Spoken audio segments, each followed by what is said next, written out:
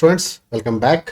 चलिए आज हम बात कर रहे हैं प्रीवियस ईयर क्वेश्चन बैंक के सीरीज में सप्लीमेंट्री एग्जामिनेशन जो 2024 में हुआ था, यानी कि कंपार्टमेंट एग्जामिनेशन। तो उसके क्वेश्चन पेपर और उसके सॉल्यूशन के बारे में हम डिस्कस करेंगे। जैसा कि मैं आपको पहले बता दूं कि ये जो सॉल्यूशन है मार्किंग स्कीम, ये सीबीएसई के द्वारा रिलीज की गई मार्किंग स्कीम है। मैं आपके लिए वो मार्किंग स्कीम लेके आया हूं जिसको सीबीएसई ने बनाया था और सीबीएसई के द्वारा ही उस मार्किंग स्कीम को रिलीज किया गया था। तो चलिए आपका टाइम नहीं लेते हैं और सीधा पहुंचते हैं सैंपल पेपर के सॉल्यूशंस की ओर चलते हैं और वहां देखते हैं कि हमारे पास क्या सॉल्यूशन है। ठीक है, तो यस, जैसे कि आपके स्क्रीन पे देख सकते हैं कि आपके सामने ये sample question senior secondary school supplementary examination 2024 का मार्किंग स्कीम है और इसे सीबीएसई ने रिलीज किया था। पेपर कोड 326S है ये इसका। जैसा कि आपको पता है कि आपका पेपर 3 घंटे का होता है और 60 मार्क्स के आपको एग्जाम करने होते हैं। टोटल इस पेपर में 24 क्वेश्चंस होते हैं। सेक्शन ए और सेक्शन बी में डिवाइडेड होता है ये। ठीक है, सेक्शन ए आपका ऑब्जेक्टिव टाइप क्वेश्चंस होता है और सेक्शन बी जो होता है वो आपका सब्जेक्टिव टाइप क्वेश्चन होता है, ये आप सबको पता है। सेक्शन ए 30 मार्क्स के और सेक्शन बी भी आपके 30 मार्क्स के ही होते हैं। तो आते हैं सबसे पहले यहाँ पे, जैसे आप देख सकते हो एक्सपेक्टेड आंसर या वैल्यू पॉइंट्स जो है वो सीबीएसई के द्वारा मेंशन किया जाता है। सीबीएसई जब कभी भी कोई मार्किंग स्कीम बनाती है तो सीबीएसई कहती है कि इसका कुछ और भी आंसर पॉसिबल है, जहां पे लगता है कि भाई इसका आंसर कुछ और भी हो सकता है। तो सबसे पहला एम्प्लॉयबिलिटी स्किल से क्वेश्चन देखते हैं, जिसमें से 4 क्वेश्चन आपको आंसर करने होते हैं 6 क्वेश्चन में से। Dash is an important element in communication as it helps in knowing whether the receiver has understood the message और नॉट। तो जो इसका सही जवाब है वो फीडबैक, और अगर आपने बिल्कुल सही जवाब लिखा होगा तो आपको 1 मार्क्स दे दिए जाएंगे इस क्वेश्चन में। Dash is a quality of persons to think that one can get things done can and be happy. तो इसका सही जवाब है पॉजिटिव थिंकिंग। ठीक है, a dash is a type of motivations for which there is no apparent reward but one derives enjoyment and satisfaction in doing them. तो इसका सही जवाब है इंट्रिंसिक मोटिवेशन, जो इंटरनल मोटिवेशन होता है जिसका कोई रिवार्ड नहीं होता है बट आप उसको करके क्या करते हो, इंजॉय करते हो। ये क्वेश्चन शायद इस बार के एआई वाले पेपर में भी देखने को मिला है मुझे। Which one of the following is not a presentation software. तो जब हम प्रेजेंटेशन सॉफ्टवेयर की बात करेंगे तो पावर पॉइंट एक प्रेजेंटेशन सॉफ्टवेयर है, लिब्रे ऑफिस इम्प्रेस एक प्रेजेंटेशन सॉफ्टवेयर है, गूगल स्लाइड भी प्रेजेंटेशन सॉफ्टवेयर। तो जिसका सही जवाब है वो लिब्रे ऑफिस कैल्क, जो एक स्प्रेडशीट सॉफ्टवेयर है, लिब्रे ऑफिस कैल्क। उसके बाद जो नेक्स्ट क्वेश्चन आ रहा है 5th क्वेश्चन में, and dash is a person who has the capability to start an organisation by organising various resources required to make an opportunity purposeful. तो जैसा कि आप सोच सकते हैं ये एंटरप्रेन्योर के बारे में डिस्कस किया जा रहा है, क्योंकि एंटरप्रेन्योर की ही ये क्वालिटी होती है और उसकी एक कैपेबिलिटी होती है कि वो एक नया ऑर्गेनाइजेशन ऑर्गेनाइज कर सकता है, क्रिएट बना सकता है, जो अवेलेबल रिसोर्सेज हैं उसके बेस पे और अपॉर्चुनिटी को देखते हुए। Dash is a community of living and non living being existing together and supporting each other. तो ये हमारा इकोसिस्टम होता है जो living and non living being के एग्जिस्ट कर रहा होता है, जो एक दूसरे को सपोर्ट करते हैं। अब हम आ चुके हैं क्वेश्चन नंबर 2 पे, जो कि सब्जेक्ट से रिलेटेड क्वेश्चन है आपके। जैसा कि आपको पता है कि आपको 4 यूनिट पढ़ने होते हैं, उस 4 यूनिट से ये क्वेश्चन आए हुए हैं। Answer any 5 out of 7 question, यानी कि पहले 7 में से आपको सिर्फ 5 क्वेश्चन के ही आंसर करने हैं और आपको 5 नंबर मिल जाएंगे। In relational model a row in a relation is called tuple. इसे हम रिकॉर्ड भी कह सकते हैं। अब क्योंकि यहाँ पे रो दे चुका है इसलिए हम रो वर्ड यूज नहीं करेंगे, तो इसे हम रिकॉर्ड या टपल कहते हैं। उसी जगह पे कॉलम इन रिलेशंस जो होता है, अगर इसकी जगह पे कॉलम लिखा हुआ होता तो कॉलम का आंसर क्या होता है, कॉलम के लिए आंसर आता है एट्रीब्यूट, और हम कई बार उसे फील्ड कहते हैं। एट्रीब्यूट, फील्ड और डेटा आइटम, हम इस नाम से उसे जानते हैं। मैं देखो क्वेश्चन के साथ साथ आपको कुछ अदर आंसर भी बताता रहूंगा सो दैट कि आपका रिवीजन भी होता रहे। Java compiler translate Java code into byte code. मैंने आपको बताया था कि जावा के साथ 2 तरह के कंपाइलर होते हैं। आपने अगर मेरा 1 शॉट का वीडियो नहीं देखा होगा, अभी रिसेंटली मैंने 1 शॉट वीडियो डाला था, करीबन 2 घंटे का वीडियो है, वो उसे जरूर देखिएगा। कंप्लीट जावा का रिवीजन आपका हो जाएगा यहाँ पे। तो जैसा कि आपको पता है कि जावा के साथ 2 चीज होते हैं, एक कंपाइलर होता है और एक इंटरप्रेटर होता है। जो जावा इंटरप्रेटर होता है उसे हम जावा वर्चुअल मशीन के नाम से जानते हैं। जावा कंपाइलर कभी भी डायरेक्ट मशीन कोड में इंफॉर्मेशन को कन्वर्ट नहीं करता है, सोर्स कोड से मशीन कोड। सोर्स कोड तो वो कोड है जिसमें आपने प्रोग्राम लिखा है, मशीन कोड वो एग्जीक्यूटेबल कोड है जिसमें जिसको मशीन समझता है। तो जावा के केस में ये काम जेवीएम कर रहा होता है ना। लेकिन जेवीएम को क्या चाहिए, तो जेवीएम को बाइट कोड चाहिए, जिसे हम इंटरमीडिएट कोड या क्लास फाइल के नाम से भी जानते हैं। तो ये ट्रांसलेटर का काम जो है होता है जावा कंपाइलर के थ्रू किया जाता है। तो जो इसका सही जवाब है वो बाइट कोड। आप सी लिखें या बाइट कोड, ऐसे मैं सजेस्ट करूंगा कि जब कभी भी कोई आंसर लिखे तो आप ऑप्शन के साथ वो बाइट कोड और ये इसके मीनिंग लिख दिया करें साथ के साथ। थर्ड क्वेश्चन है, रोजी हैज क्रिएटेड अ डेटाबेस जिसका नाम है ट्रैवल नाम का डेटाबेस है। Which of the following command should see use to specify to MySQL server that travel database is to be use for further statements.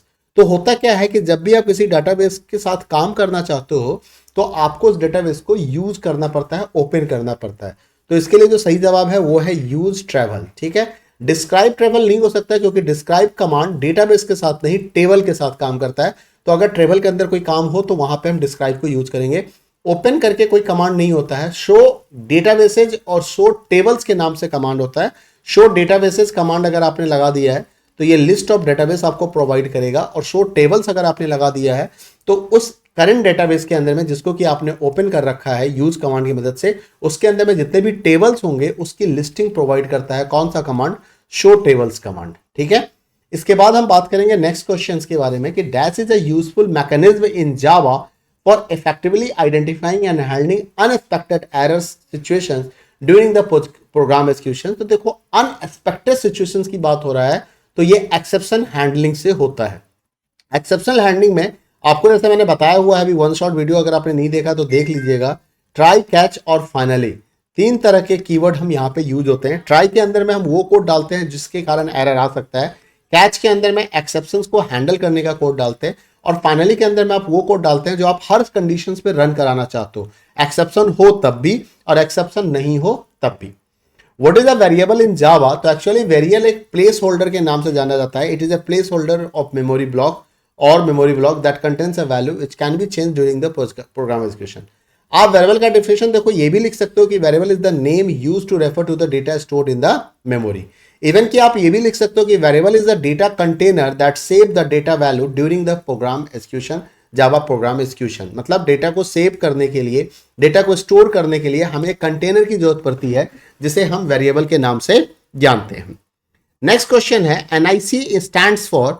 तो यहां पे देखो नेटवर्किंग की दुनिया में इसे तो हम नेटवर्क इंटरफेस कार्ड बोलते हैं, बट आपके सिलेबस के हिसाब से हम नेशनल इंफॉर्मेटिक्स सेंटर बोलेंगे एनआईसी। जो गवर्नमेंट के वेबसाइट्स और गवर्नमेंट के जितने भी ई सर्विसेज हैं, जो ई गवर्नमेंट के साइट्स आपको देखने को मिलते हैं, जितनी फैसिलिटी, वो एनआईसी के द्वारा ही मैनेज किया जाता है। तो कई बार आपने देखा होगा साइट डोमेन में government.nic.in करके या cbse.nic.in करके ऐसा आपको साइट एनआईसी लगा हुआ दिखेगा, तो वो नेशनल इंफॉर्मेटिक्स सेंटर से रिलेटेड है।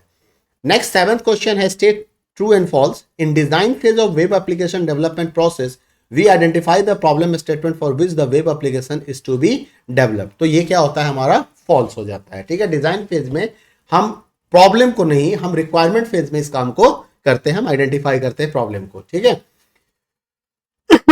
उसके बाद हम आ चुके हैं थर्ड क्वेश्चन पे, जहां पे आपको 6 क्वेश्चन आंसर करने हैं 7 में से। Which one of the following is e governance portal. तो ई गवर्नेंस पोर्टल में फ्लिपकार्ट देखिए आपका ई गवर्नेंस पोर्टल नहीं होगा, बुक माई शो ई गवर्नेंस पोर्टल नहीं होगा, w3school.com ई गवर्नमेंट पोर्टल नहीं है, तो india.gov.in है। तो इसका सही जवाब है india.gov.in। According to object-oriented programming language, a dash is a physical or logical entity that has certain attributes। तो जब हम इसकी बात करते हैं तो यहाँ पे आंसर आएगा क्लास। जो क्लास होते हैं, क्लास के अंदर में फिजिकल और लॉजिकल एट्रीब्यूट्स एंटिटी के साथ साथ उसके कुछ सर्टेन एट्रीब्यूट्स और साथ ही साथ कुछ मेंबर मेथड्स भी होते हैं उसके अंदर में। ठीक है, ऑब्जेक्ट क्या होता है? ऑब्जेक्ट उसका इंस्टेंस होता है। इंस्टेंस, जब आप क्लास को इंप्लीमेंट करते हैं तो you are creating the variable of class that is known as the object, और इसे हम इंस्टेंसिएशन कहते हैं। ठीक है, टपल आपको यहाँ पे जावा में कोई नहीं, ये माइस्क्ल का टर्म है। और मेथड क्या होता है? Method is the name of the method is the set of codes, ठीक है, जिसको हम एक नाम दे देते हैं, that is use for the particular purpose. Next question है dash keyword along with the select clause can be used to view the values of an attribute without repetition। तो इसके लिए हम डिस्टिंक्ट कीवर्ड को यूज करते हैं।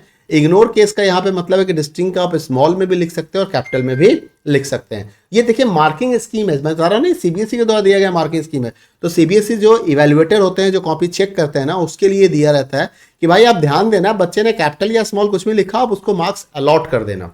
ठीक है, while there are obvious e-business advantage and opportunity, there are certain precautions that one should take while performing online transactions। तो write any such precaution, any one precaution आपको लिखना है। इसने कई सारे बताए हैं, तो इसमें से कोई भी एक आपको लिखना है कि जैसे कम्प्लेक्स पासवर्ड हम बना सकते हैं, हम यूजर नेम और पासवर्ड किसी के साथ शेयर नहीं कर सकते हैं, हम अपने नियर डियर का नाम एज ए यूजर और पासवर्ड नहीं रखेंगे, एज ए पासवर्ड नहीं रखेंगे, पासवर्ड फ्रिक्वेंटली चेंज होते रहना चाहिए, पब्लिक कंप्यूटर्स पे कभी भी लॉगिन नहीं करना चाहिए, saving accounts keep checking your saving accounts regularly, अपने सेविंग अकाउंट को चेक करते रहो, always use licensed antivirus, disconnect internet connections अगर उसकी जरूरत नहीं है, don't use a public wifi क्योंकि वहां पे कभी भी हैक हो सकता है, check the website SLS certificate की एचटीटीपीएस लिखा हुआ है, 1 mark for any correct answer, relevant answer, any correct relevant, जरूरी नहीं है कि इसी आंसर में से आपने कुछ अलग पॉइंट भी बनाया, कोई अलग सेंटेंस भी दिया होगा तो भी उस आंसर को करेक्ट माना जाता है यहाँ पे।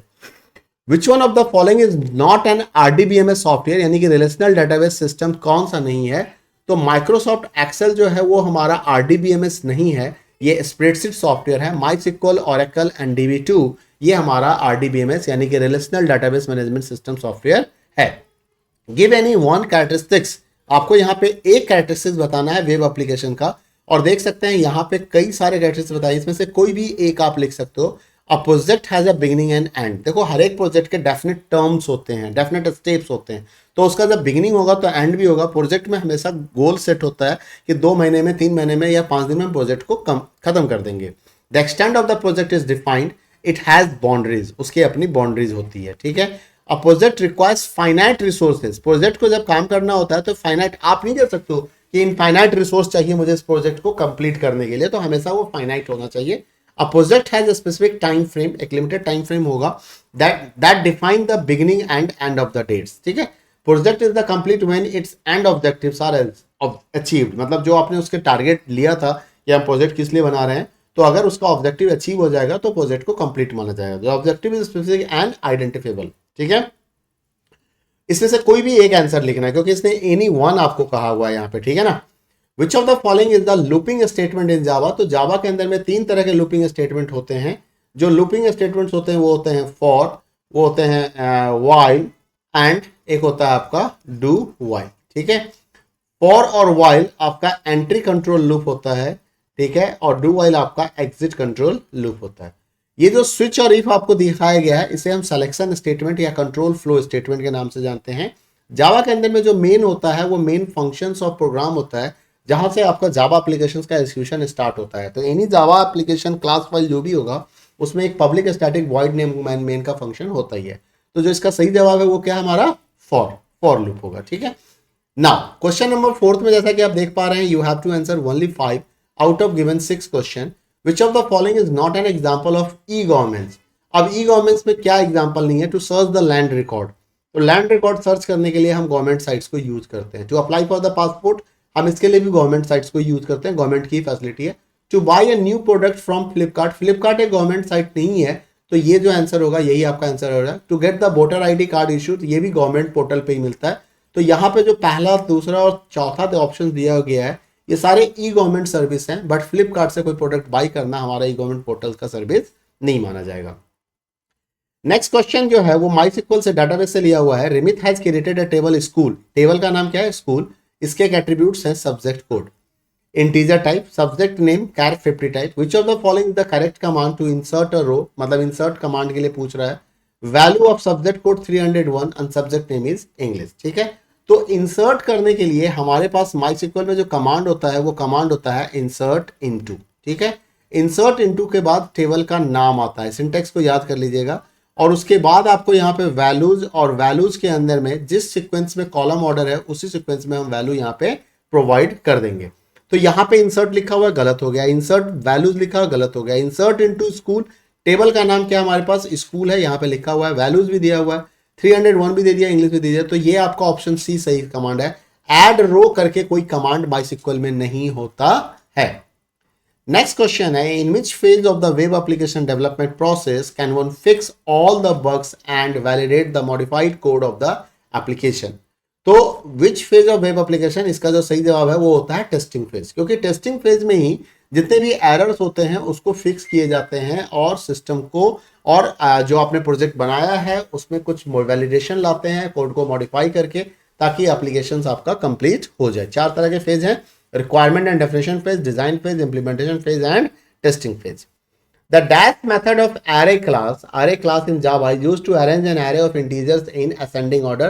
तो इसके लिए हमारे पास sort मेथड होता है, ये मैंने बताया था जावा वन शॉट वीडियो में, जरूर देखिएगा इसको. इन SQL और माई डेटाबेस का भी वन शॉट मैं आज ही ला के दूंगा आपको, आज से कल में. In SQL, dash symbol replaces zero or more number of random characters while matching a pattern like keyword. तो यहाँ पे सिंबल्स जो होता है लाइक कीवर्ड के साथ हम दो सिंबल यूज करते हैं. एक परसेंट का सिंबल जो कि जीरो और मोर नंबर ऑफ रैंडम कैरेक्टर्स के लिए होता है, और एक अंडरस्कोर का सिंबल जो सिर्फ वन कैरेक्टर के लिए ही होता है. ठीक है, तो यहाँ पे जो सही जवाब है वो है percent. Which of the following method of class string class की बात हो रही है in Java, to obtain the length of the string. तो ध्यान रखिएगा इसके लिए लेंथ मेथड होता है. और इसी तरह से एरे की बात अगर करें तो एरे में एक लेंथ प्रॉपर्टी होती है. एरे की एक लेंथ प्रॉपर्टी होती है जिसके थ्रू आप उसके लेंथ को फेच कर सकते हो, लेकिन स्ट्रिंग के लेंथ के लिए हमें लेंथ मेथड की रिक्वायरमेंट होती है. क्वेश्चन नंबर 5, जहां पे आपको 5 क्वेश्चंस करने हैं दिए गए 6 क्वेश्चन में से. While shopping online, one has the option to make the payment only when the product is delivered at the given shipping address. For this, one must select cash on delivery options. हमें उस page में payment page पे select करना होता है. True and false बताना है. Relational model, no two tuples in a relation can be identical. तो ये एक ट्रू स्टेटमेंट है, और इसी को हटाने के लिए एक रेफरेंशियल इंटीग्रिटी और प्राइमरी की का कंसेप्ट होता है. प्राइमरी की हम बनाते ही इसलिए है टेबल के अंदर में, सो दैट कि two tables can not be identical, it must be unique. With SQL, how do you display all columns and all rows from a table name? तो select star from hospital. जिसका सही जवाब है select star from hospital.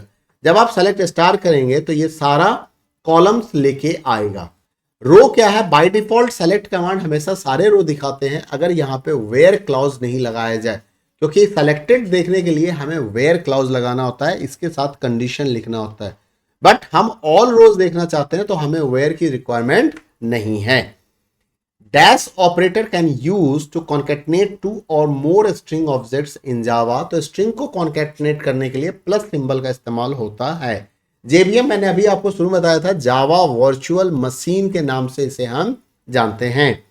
ये JVM जो होता है इसे जावा का इंटरप्रेटर कहा जाता है. It is the Java interpreter which is responsible to convert the byte code in a machine code. Byte code यानी कि जावा बाइट कोड को मशीन कोड में कन्वर्ट करने का काम किसका होता है? तो जावा इंटरप्रेटर का होता है. और थ्रू जेवीएम ही आपका कंप्यूटर आपके जावा फाइल को एग्जीक्यूट करा पाता है, क्योंकि इंटरप्रेटर बाइट कोड को जब मशीन कोड में कन्वर्ट करता है तो उस मशीन के समझ में आ जाता है कि हमें क्या करना है. What will be the output of the Java code? देखो ऐसे क्वेश्चंस आएंगे आपके पास, आउटपुट वाले क्वेश्चन ध्यान से करना है. वेरिएबल ए की वैल्यू क्या है अभी 30, वेरिएबल बी की वैल्यू क्या है 10. अब लिखा हुआ है A minus equal to B, तो A minus equal to B का मतलब होता है A equal to A minus B, यानी कि ए की वैल्यू यानी कि 30 में से 10 को माइनस कीजिए तो क्या निकल के आएगा 20, और ये 20 किसको देना है? ए को देना है. तो यहाँ पे जब हम ए की वैल्यू को प्रिंट करेंगे तो हमें आउटपुट क्या दिखेगा? 20 दिखेगा. नेक्स्ट क्वेश्चंस पे आ गए. क्वेश्चन नंबर 6 पे answer any 5 out of given 6 questions. In dash loop block of code in its body is executed before evaluating the test condition. ये हमारा डू व्हाइल लूप होता है. जैसे कि मैंने आपको बताया था कि हमारे पास दो तरह के लूप होते हैं, एक एंट्री कंट्रोल और एग्जिट कंट्रोल. एग्जिट कंट्रोल हमारा डू व्हाइल लूप होता है. डू व्हाइल लूप में क्या होगा कि डू व्हाइल लूप में पहले बॉडी एग्जीक्यूट कर जाएगा, फिर आपका, क्योंकि डू के बाद कंट्रोल सीधा कर्ली ब्रैकेट्स के अंदर आएगा, जो बॉडी ऑफ लूप है उसको एग्जीक्यूट कराया जाएगा और फिर कंडीशंस को चेक किया जाएगा. तो इसलिए डू व्हाइल लूप हमारा इसका सही जवाब होगा, यानी कि exit control loop. State true और false. Next question. In Java programming the body of class is enclose within curly brackets. तो देखो जावा प्रोग्रामिंग के अंदर में क्लास की बॉडी हो, इफ एल्स की बॉडी हो, लूप की बॉडी हो, मेथड की बॉडी हो, सभी को हम कर्ली ब्रैकेट्स के अंदर में इनक्लोज करते हैं. इन केस ऑफ इफ और लूप, यानी कि सिलेक्शन स्टेटमेंट और लूपिंग स्टेटमेंट के केस में अगर बॉडी इसका सिंगल स्टेटमेंट ही रखा हुआ हो, ओनली वन स्टेटमेंट हो इसकी बॉडी में, तो कर्ली ब्रैकेट्स ऑप्शनल हो जाता है. Dash is the use of ICT tools for governments by government for the citizen. उसे हम ई गवर्नमेंट्स कहते हैं, जो आईसीटी टूल है जो गवर्नमेंट के द्वारा लागू किया गया है for the citizen of government. Dash data type in SQL use for the variable length. देखो दो तरह के डेटा टाइप होते हैं जो कैरेक्टर के लिए यूज होते हैं। एक होता है हमारा कैर, जिसको हम fix length character data type कहते हैं, और एक होता है हमारा वैर कैर, तो इसमें इसको हम variable length character data type कहते हैं, तो ये हमारा वैर कैर होगा। विच of the following is not a Boolean operator in SQL। Boolean operator का मतलब हो गया जहां से कोई कंपेरिजन यानी कि रिलेशनल वैल्यू पे काम नहीं करता है, तो वो हमारा फ्रॉम होगा, है ना। हमारे पास तीन बुलियन ऑपरेटर होते हैं, एंड और नॉट, ठीक है। तो इसने नहीं पूछा है, इसने पूछा है नॉट अ बुलियन ऑपरेटर, ठीक है।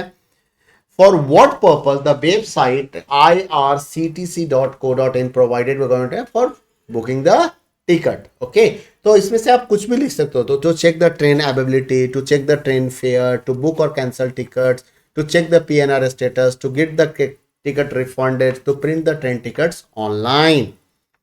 Now we are reached at the section B, subjective type question, और यहाँ पे सबसे पहले आपको मिलेंगे एम्प्लॉयबिलिटी स्किल के 5 क्वेश्चन, जिसमें से 3 क्वेश्चन को आपको आंसर करना है 20 to 30 वर्ड्स में ही। तो ज्यादा वर्ड्स नहीं लिखना है, 20 से 30 वर्ड में इस 3 क्वेश्चन का आंसर करना है, और हर एक क्वेश्चन के आपको 2 नंबर मिल जाएंगे, यानी कि आपको 6 मार्क्स मिलेंगे यहाँ पे। What do you mean by simple and complex sentence? तो simple definition है, simple sentence is one that has only one subject and one predicate, has only one finite verb. Complex sentence is one which consists of two or more coordinate clause joined by coordinating conjunctions. आप इसकी जगह पे अगर आपने simple sentence और complex sentence के सिर्फ example भी अगर आप लिख देते हो, तब भी आपको नंबर मिल जाता है। Ram studied hard because he wanted to go to the medical school. So 1 mark for correct definition of simple and complex, and half marks for valid example of simple sentence and valid example of complex, ठीक है। तो यहाँ पे आपसे पूछा गया what do mean by the simple, तो अगर आप एग्जाम्पल दोगे तो आधे आधे नंबर आपको एग्जाम्पल के भी मिल रहे हैं, ठीक है। तो मान लो आपको अगर नहीं पता है तो एग्जाम्पल ही लिख दो, ठीक है। Write any 2 characteristics of a person who is suffering from obsessive compulsive personality disorder।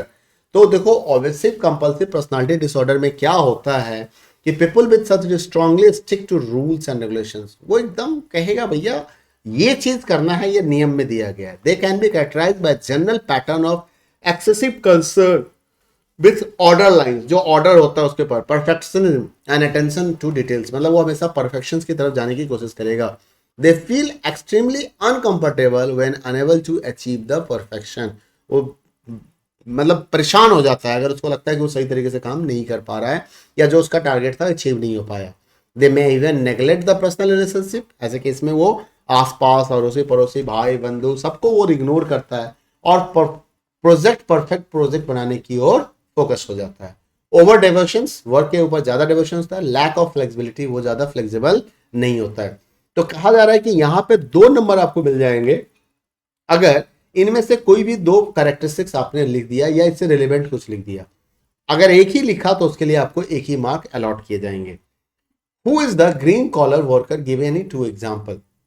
Green collar worker who is employed in environmental sectors of the company, जो ग्रीन जॉब्स में काम करते हैं, जैसे green building architects, landscape architects, waste management recycling managers, environmental और biological system engineer, solar and wind energy, ये तो याद ही कर लेना सोलर एनर्जी वाला। ग्रीन व्हीकल्स एनर्जी, आजकल ग्रीन व्हीकल्स बहुत ज़्यादा आने लगे हैं, इलेक्ट्रिक व्हीकल्स, है ना। ऑर्गेनिक फार्मर्स या ऑर्गेनिक फार्मिंग को याद कर लेना। इलेक्ट्रिशियंस जो सोलर पैनल्स को इंस्टॉल करते हैं, प्लम्बर्स जो सोलर वाटर हीटर्स को इंस्टॉल करते हैं, टेक्नीशियन वर्कर जो उसको रिपेयर करने काम में या एस्टैब्लिश विंड पावर फॉर्म्स को यूज करते हैं। Clean and renewable energy development में जितने भी वर्कर काम करते हैं उन सबको हम क्या कहेंगे, ग्रीन कॉलर वर्कर कहते हैं। अब यहाँ पे क्या है देखो, 1 मार्क फॉर करेक्ट और relevant definitions, 1 mark for any 2 correct example. तो आपको 2 करेक्ट एग्जाम्पल देने, अगर आपने एक ही करेक्ट एग्जाम्पल दिया तो हाफ प्लस हाफ, मतलब ऐसे एलोकेशन होगा। 1 मार्क्स तो डेफिनेशन का हो गया, एग्जाम्पल के आधे आधे आपको मिलेंगे। State any 2 qualities of successful entrepreneur, के 2 क्वालिटीज बताने हैं, तो कोई भी 2 क्वालिटी बता, initiative, willingness to take risk, ability to learn from experience, motivation, self confidence, hard work, decision making ability, determination, persistence, adaptability to change। इसमें से कोई भी दो क्वालिटी या कोई रिलेवेंट क्वालिटीज भी अगर आप बता देते हो तो आपको 2 नंबर मिलेंगे। अगर आपने एक ही क्वालिटी बताया तो आपको एक ही नंबर मिलेगा। Differentiate between workbook and worksheet in spreadsheet software, बड़ा कॉमन सा क्वेश्चन है, अक्सर पूछा जाता है वर्कबुक और वर्कशीट में क्या डिफरेंस है। तो वर्कशीट जो होता है वो कलेक्शन ऑफ सेल्स होता है in the form of the grid और document divided into columns and rows. And workbook जो होता है वो वन और मोर कलेक्शन ऑफ वर्कशीट होता है। ठीक है, क्वेश्चन नंबर 12 पे आ गए हैं। अब ये आपका सब्जेक्ट स्किल है। यहाँ पे भी आपको 5 में से 3 क्वेश्चन का आंसर करना है। 20 to 30 वर्ड्स में आपको 2 ही नंबर मिलेंगे हर एक सही आंसर के। Give the output of the following code. देखो आउटपुट वाला क्वेश्चन आपको पूछा जाएगा और काफी सिंपल क्वेश्चन होता है, ज्यादा टफ क्वेश्चन नहीं होता है। तो यहाँ पे एक क्लास मॉडुलस बनाया गया, public static void main string args. ठीक है, इंटीजर की वैल्यू क्या रखी गई, ए की 75। अब यहाँ पे a mod 10 तो इसने a मॉडुलस 10 लिखा, तो 75 को अगर हम 10 से डिवाइड करेंगे तो ये रिमाइंडर हमें क्या देगा, 5 देगा। तो आउटपुट क्या आएगा यहाँ पे a mod 10 यानी कि लिखा हुआ आएगा a mod 10 5। उसके बाद a div 10 तो यहाँ पे a डिवाइड 10, तो जब आप 75 को 10 से डिवाइड करेंगे तो ये 7 देगा, 7.5 नहीं देगा। क्यों नहीं देगा अब इसको भी समझिएगा, क्योंकि जावा के अंदर में क्या होता है, एक इंटीजर को जब हम दूसरे इंटीजर से डिवाइड करते हैं तो रिजल्ट हमारा इंटीजर ही रहेगा। लेकिन इसी जगह पे अगर 75.0 को 10 से डिवाइड करते तो ये हमें 7.5 दे देता। अगर 75 को 10.0 से डिवाइड करते तो भी ये 7.5 देता। अगर 75.0 को 10.0 से डिवाइड करते तो भी ये 7.5 दे देता। बट इस केस में ये हमें क्या देगा, यहां पे 7 और यहां पे 5। क्लियर है? 2 marks for correct output, 1 mark for 1 correct line or output, 1 mark for writing 5 and 7 in separate line, half mark for writing 5 and 7 in the same line। देख रहा है, मल्टीपल ऑप्शन है मार्किंग करने के, है ना। अगर अलग अलग लाइन में आपने 5 and 7 लिखा तो आपको 1 मार्क्स मिल जाएंगे। लेकिन अगर आपने एक ही लाइन में 5 and 7 लिख दिया तो आपको 7 मार्क्स मिलेंगे, मतलब सॉरी वो हाफ ही मार्क्स मिलेंगे। और आपने ये वाला चीज भी अगर इंक्लूड कर दिया, क्योंकि ये भी तो आउटपुट का पार्ट है, ये भी तो प्रिंट के साथ आउटपुट आएगा इक्वल टू तक, तो आपको पूरे नंबर मिल जाएंगे। Write the 2 ways of creating a thread in a Java. तो जावा थ्रेड को क्रिएट करने के लिए हमारे पास 2 ऑप्शंस होता है, by extending the thread class and by implementing the runnable interface. Babab has created the table product in a database supermarket. Based on the above information, write SQL command to do the following. View list of the all database that exist on the server. तो show databases command use होगा। View the structure of the table product, तो describe product या describe product, आप short में भी describe लिख सकते हो और पूरा भी लिख सकते हो। Write any 2 use of database applications in government sector। देखो गवर्नमेंट सेक्टर में कहीं भी किसी भी सेक्टर में डेटाबेस का काम होता है स्टोरेज करना। तो अब आपको ये देखना पड़ेगा कि उस सेक्टर का काम क्या है।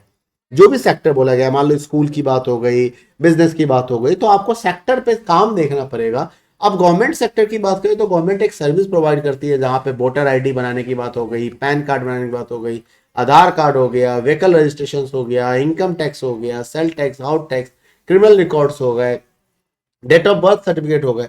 तो इन सब के इंफॉर्मेशन को स्टोर करने का काम जो होगा वो कहां हो रहा है, डेटाबेस के अंदर हो रहा है। Expand and define the DML. DML का मतलब होता है डेटा मैनिपुलेशन लैंग्वेज। एक और कमांड आता है आपको जो जानना है, इसका फुल फॉर्म होता है data definition language. Data definition language, DML का मतलब होता है data manipulation language. Manipulation word को पकड़ के रखना है जब डीएमएल को डिफाइन कर रहे होगे। तो DML is a type of SQL command which used to manipulate data in a database. देखो आंसर इसी फुल फॉर्म में ही है, manipulate data in a database. It provide, it have insert, update and delete data command. तो DML command हमारे पास insert, update, delete होता है। सेलेक्ट स्टेटमेंट को हम सेलेक्ट क्वेरी के नाम से जानते हैं। अब देखो इसमें मार्किंग कैसे होगा। अगर आपने इसका फुल फॉर्म लिखा तो आपको आधे नंबर मिलेंगे, अगर आपने डेफिनेशन भी लिख दिया तो आधे नंबर और मिलेंगे, अगर आपने इसमें से कोई डीएमएल 2 कमांड का एग्जाम्पल दे दिया, कोई भी 2 कमांड का इस 3 में से, तो आपको 1 नंबर मिल जाएंगे। लेकिन अगर एक ही कमांड का दिया तो आधा नंबर ही मिलेगा।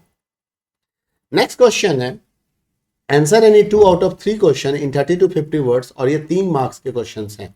What do mean by the wrapper class in Java? देखो मैंने वन शॉट वीडियो में बताया हुआ है कि रैपर क्लास क्या होता है। There are 8 primitive data types. कितने प्रिमिटिव डाटा टाइप्स हैं? 8। कौन कौन से? इंट, फ्लोट, मैं सारा ही बता देता हूं, यहां पे नहीं दिया हुआ है, मैं शुरू से करता हूं। बाइट, शॉर्ट, इंट, लॉन्ग, ये सारे इंटीजर टाइप हो गए। उसके बाद फ्लोट एंड डबल। उसके बाद आता है ये आपका फ्रैक्शनल नंबर हो गए। उसके बाद आ गया कैरेक्टर डाटा टाइप, और एक आ गया हमारा बुलियन, सॉरी स्मॉल में लिखना है क्योंकि कीवर्ड होता है, इंटीजर वर्ड है। बाइट 1 बाइट मेमोरी यानी कि 8 bits, short 2 bytes of memory यानी कि 16 bits, integer 4 bytes of memory 32 bits, long 8 bytes of memory यानी कि 64 बिट्स मेमोरी कंजम्पशन करेगा। फ्लोट हमारा 4 बाइट्स यानी कि 32 बिट्स का करेगा, और डबल 8 बाइट्स यानी कि 64 बिट्स का करेगा। कैट 2 बाइट्स यानी कि 16 बिट्स का मेमोरी कंज्यूम करेगा, और बुलियन वेरिएबल 1 बिट, देखो मेमोरी तो 1 बाइट ही होगा बट उसमें से 1 बिट ही ये यूज करता है। तो होता क्या है कि जावा के अंदर में जितने भी प्रिमिटिव डाटा टाइप्स हैं उसके रेस्पेक्ट में जावा ने क्या कर रखा है कि उसके रेस्पेक्ट में उसने एक रैपर क्लास बना रखा है। अब रैपर क्लास बनाने का पर्पस क्या होता है कि all primitive data types by default passed by value in Java, वो हमेशा बाय वैल्यू पास होंगे, और बाय वैल्यू अगर फंक्शन को पास होंगे तो आप उसमें चेंज नहीं कर सकते।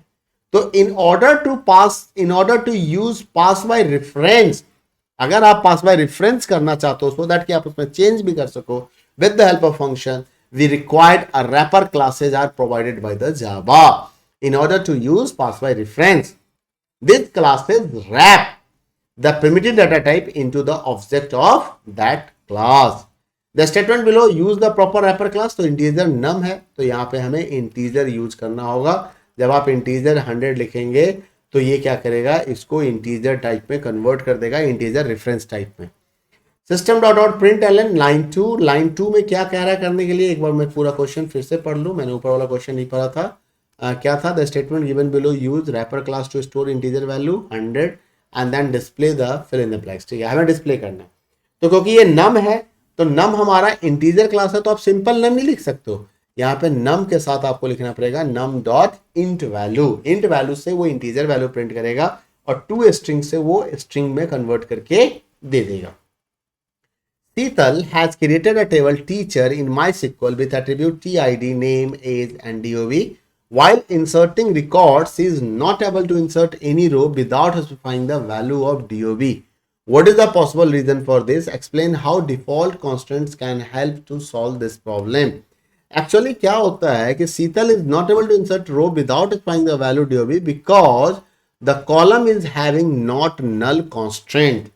Seetal is not able to insert the row without specifying the value DOB because column of primary key constant. देखो दो रीजन होता है कि आप या तो प्राइमरी की आपने उस कॉलम को बना दिया तो भी आप नल वैल्यू नहीं डाल सकते हो, और या आपने नॉट नल यूज कर दिया, तो इस दोनों से कुछ भी लिख दोगे तो आपको नंबर मिल जाएगा। डिफॉल्ट कांस्टेंट का क्या काम है? Default constant is used to set a default value which is added to all new records when no other value is provided for DOB column.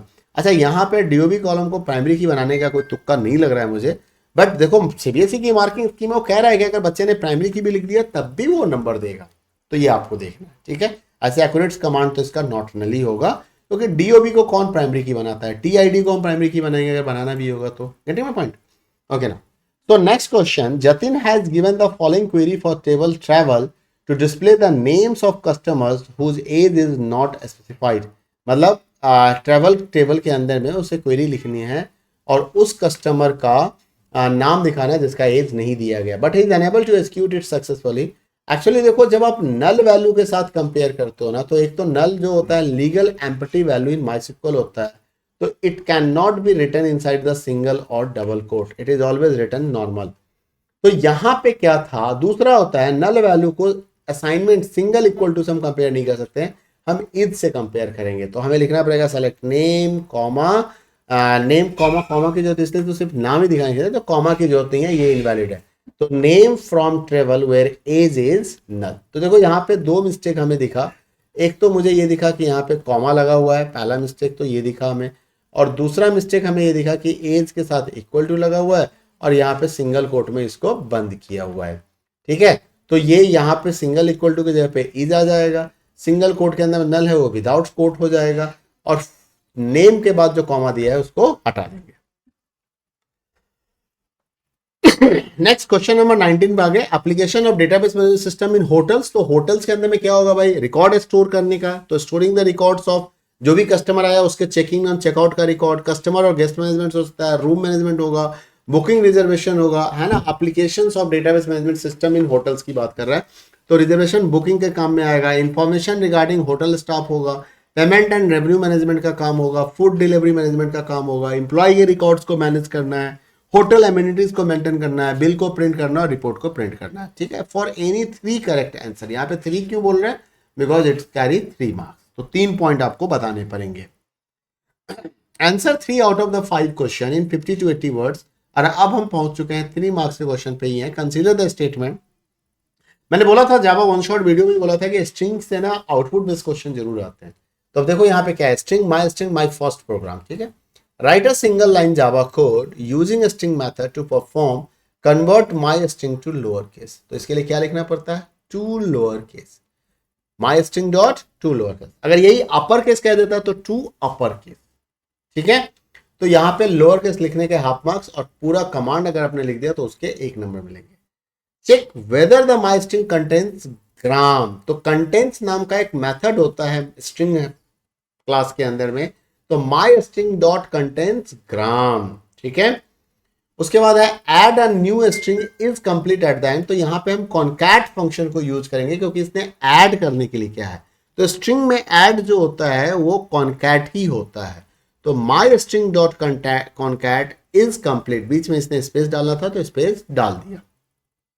Define the term array with respect to Java. तो देखो arrays is used to store multiple values in a single variable. It is the collection of the variables of the similar data type. ये क्या है, collection of values of the similar array. Instead of declaring separate variable for each, we can declare the array. जैसे double array marks, और आपने ये marks यहाँ पे दे दिया, इसका मतलब क्या है कि आप 5 स्टूडेंट्स के मार्क्स को स्टोर करना चाहते हैं, और उसका नाम क्या रहेगा, सिर्फ मार्क्स। लेकिन 3, 4, 6 को यूज करना होगा तो हम क्या लिखेंगे, मार्क्स, क्योंकि आपको पता है कि एरे के केस में एक इंडेक्स वैल्यू होता है जो 0 से स्टार्ट होता है और लेंथ -1 होता है। जो भी एरे का लेंथ होगा उससे 1 कम होगा, स्टार्ट हमेशा 0 इंडेक्स पोजीशन से होता है।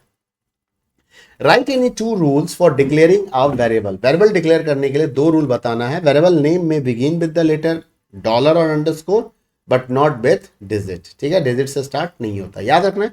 Variable name can contain letters, digit, underscore and dollar sign. ठीक है, यही बात हो गया।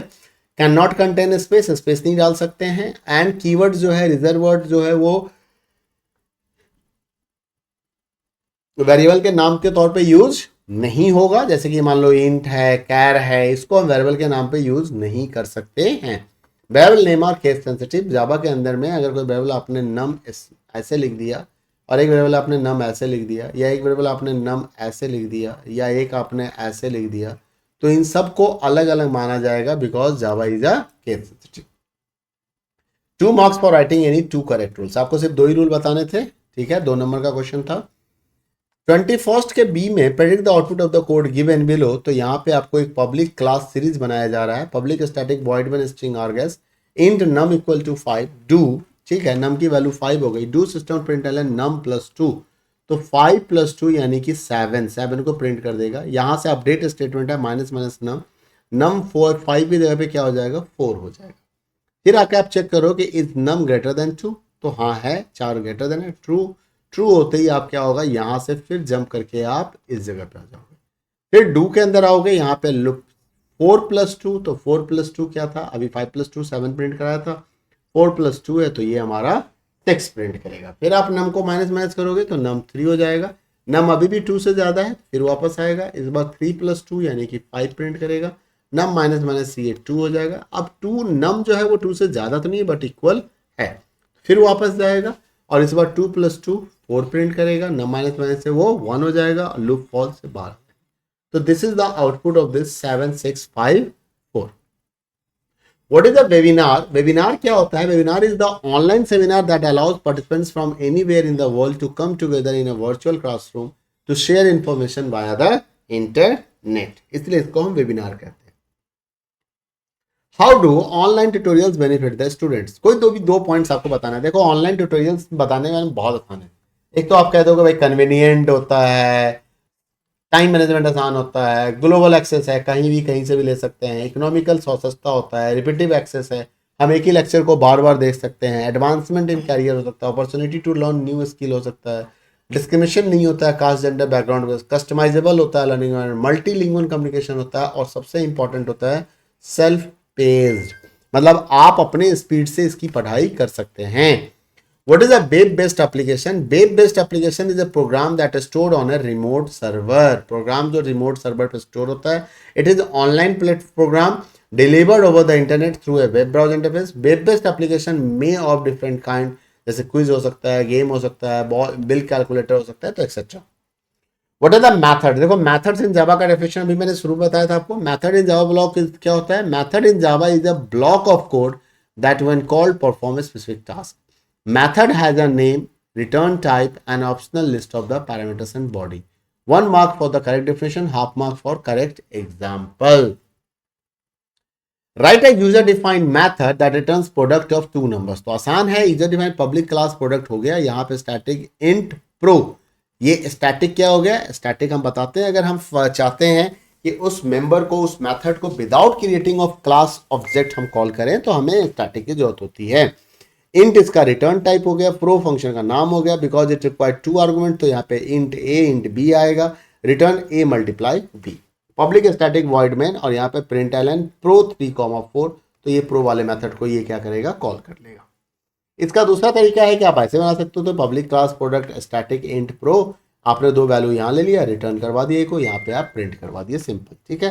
तो देखो मल्टीपल मैथड्स हैं इस क्वेश्चन को करने का। हम पहुंच चुके हैं लास्ट क्वेश्चन पे।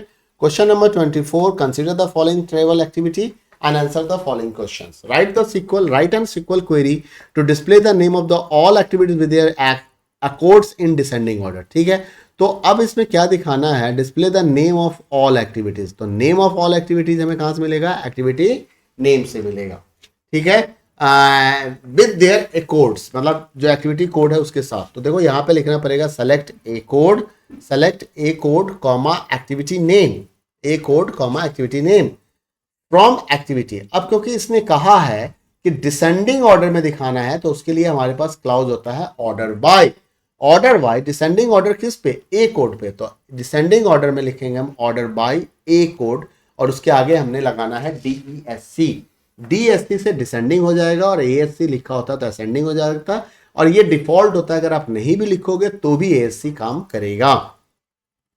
Right and SQL query to display the sum of the prize money for activities played in each stadium.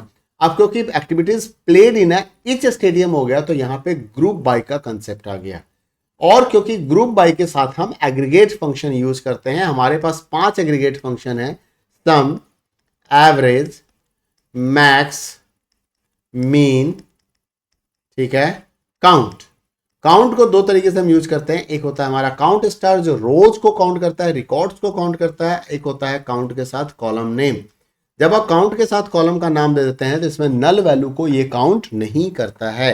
Average के केस में भी एवरेज निकालते हैं तो नल वैल्यू को ये इग्नोर कर देता है, ठीक है। नेक्स्ट क्वेश्चन है, write and SQL query to increase the prize money by 1000 for activity name shot put. तो यहां पे क्योंकि प्राइस ऑफ मनी इंक्रीज करना है, तो आपको अपडेट क्वेरी लगाना पड़ेगा। अपडेट टेबल का नाम, सेट किस कॉलम की वैल्यू चेंज करनी है, इक्वल टू क्या करनी है, तो equal to price money plus 1000। साथ में किसका करना है भाई, तो वहां पे where activity name shot put. अगर आप वेयर नहीं लगाओगे तो ये सभी रिकॉर्ड्स का प्राइस मनी 1000 से इंक्रीज कर देगा। Give the output for the following query, select mean price money from activity. तो ये मीन फंक्शन जो है, जैसा अभी मैंने बताया, एग्रीगेट फंक्शन एक हमारा मैक्स होता है जो मैक्सिमम वैल्यू ऑफ उस कॉलम का बताएगा, उस कॉलम में जो भी मैक्सिमम वैल्यू है, मीन वहां पे मिनिमम बताएगा। तो मिनिमम प्राइस मनी यहाँ पे 6000 है। आपको एक बार टेबल में जाके चेक करना है कि सबसे मिनिमम प्राइस मनी क्या है, और वही आपका आंसर हो जाएगा, ठीक है। तो now finally you have done the supplementary paper, compartment paper of 2024 IT 802। देखो वीडियो पसंद आए तो वीडियो को लाइक जरूर किया करो, शेयर करो, चैनल सब्सक्राइब नहीं किया तो सब्सक्राइब कर लो। मिलते हैं अगले वीडियो में एक नए सीरीज के साथ, तब तक अपना ख्याल रखिएगा। All the best, bye bye, take care.